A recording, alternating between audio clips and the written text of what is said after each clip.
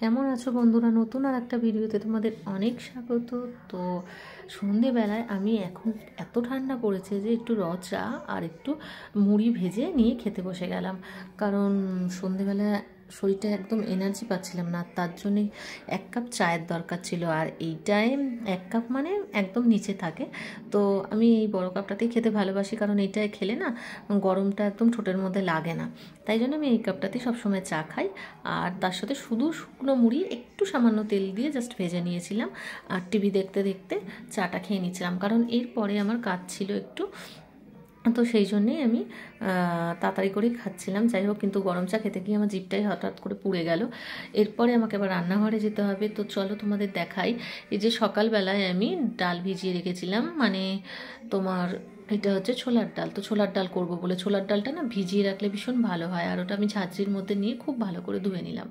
আর এদিকে আমি প্রেশার কুকারের মধ্যে ছোলার ডাল, 2টো কাঁচা লঙ্কা আর নুন দিয়ে একটু জল দিয়ে, আর তার মধ্যে একটু আদা ঘষে দিয়ে দিলাম, 1 ইঞ্চি মতন আদা নিয়ে ঘষে দিয়ে দিয়েছি ওর মধ্যে, দিয়ে সিটি মেরে নেবো। আমি 5টা সিটি দিয়েছিলাম, তাতে সুন্দর একদম গলা গলা হয়ে গেছিলো। আর এদিকে আমি পাঁচফোড়ন খানিকটা 1 চামচ মতন পাঁচফোড়ন নিয়ে শুকনো কাঠখোলা টেলে নিয়ে বেলে মানে আর কি গুঁড়ো করে নিয়েছিলাম। আমি তার জন্যে আর শিলনোড়ার ব্যবহার করিনি। আমি রুটির আর কি বেলার বেলুন চাকিতেই করে ফেলেছিলাম। আর এদিকে ময়দা মেখে রেখেছিলাম সমস্ত ময়াম দিয়েই। আর তারপরে দেখো ঢাকনা খুলে একদম গলে গেছে। আর এর মধ্যে আমি 2 কাপ মতন দিয়ে দিচ্ছি উষ্ণ গরম জল।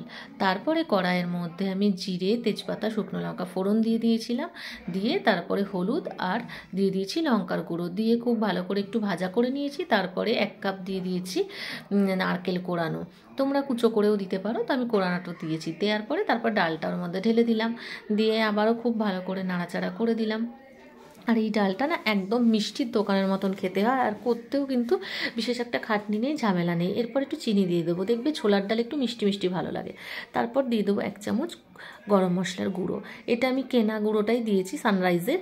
আর এরপর দিয়ে দিলাম 2 চামচ মতন ঘি, দিয়ে আবারও ভালো করে নাড়াচাড়া করে দিলাম। আর সবশেষে যে মশলাটা আমি পাঁচফোড়নটা গুঁড়ো করে রেখেছিলাম সেটা ওর মধ্যে দিয়ে দেবো। আর এর জন্যেই একদম তোমার ছোলার ডালটাকে লাগবে পুরো মিষ্টির দোকানের ছোলার ডালের মতন। আর আমার বাড়িতে আমরা একটুখানি ছোলার ডালটা গলা গলাই খেতে ভালোবাসি, তবে পুরোটা গলা নয়, দেখো গোটা গোটা দেখতেই পাচ্ছ, কিছুটা গলে গেছে কিছুটা গোটা গোটা আছে।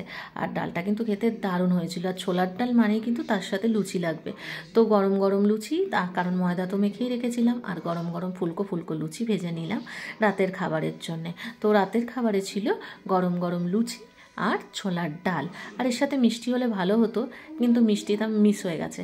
তো ঠিক আছে, চলো নতুন আর একটা ভিডিওতে দেখা হচ্ছে। তো টাটা সবাইকে।